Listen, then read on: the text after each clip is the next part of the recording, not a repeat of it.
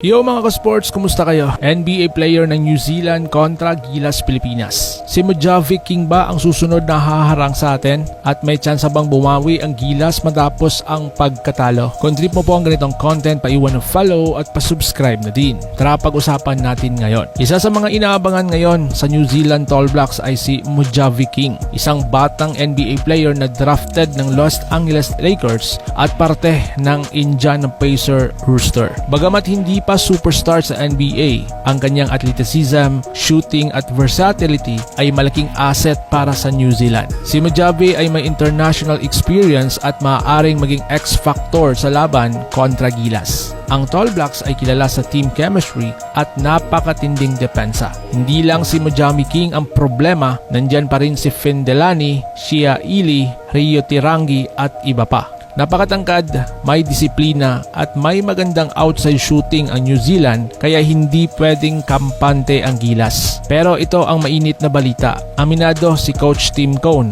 na nagkamali siya sa rotation sa nakaraang laban. Hindi niya nabigyan ng sapat na playing time ang ilang mga key players, lalo na si Kevin Kembao, na kahit top performer sa previous games ay halos na bench. Ngayon laban kontra New Zealand, plano ng coaching staff na